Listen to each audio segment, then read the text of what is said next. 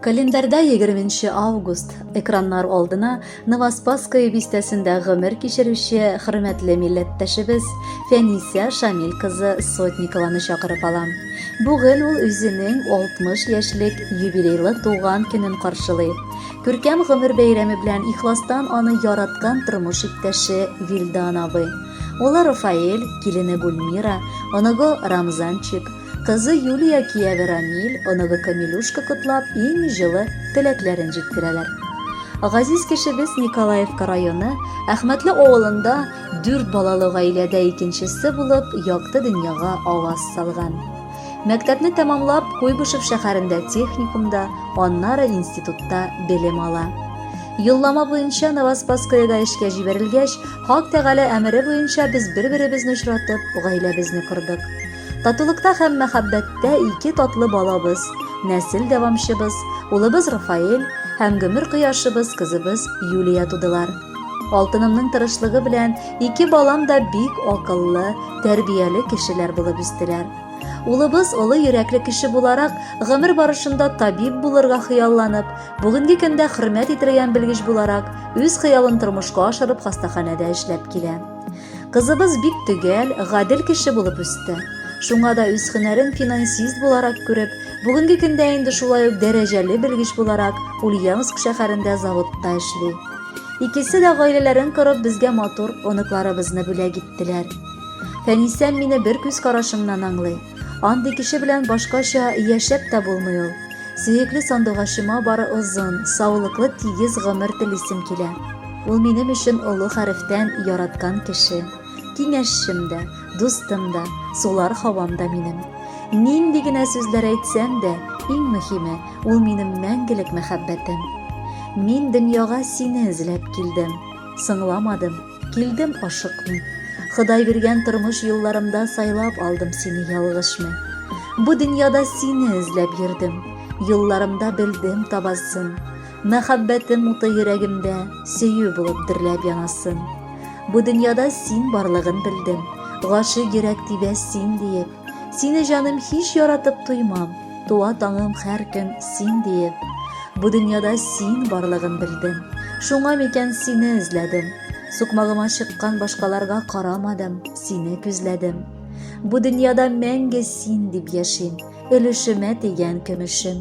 Соңгармыйча вакытында килгән мәхәббәтем, татлы җимешем. Тормышымның шатлыклы мизгелләрендә мин яттан таныш телефон номеры җыям. Язмышымның иң кайгылы, иң әче, хәсрәтле вакытында да мин һаман шушы номерны җыеп шалтыратырга ашыгам. Һәм беләм, көнме, төнме, трубканың икенче ягында миңа тыңлыйм балам дип бик ягымлы, кадерле тавышлы фәрештәбез эндәшәчәк. Синең турында сүз йөртәбез әниебез. Сердәшчебез, булышчыбыз, куанычыбыз, аңлатучыбыз, йөрәгебезне тынычландыручыбыз, тормышыбызда маяк булып торучыбыз да син генә җаным. Синнән әзрәк еракта яшәсәк тә, без атнасына 2 тапкыр килмичә, сине күрмичә тыныч кына тора алмыйбыз. Яраланган йөрәгеңне йорт тутырып чапкан оныкларың тавышы дәвалый дисең. Ә безнең яшәешкә дәрт һәм ям синең елмаюың исте.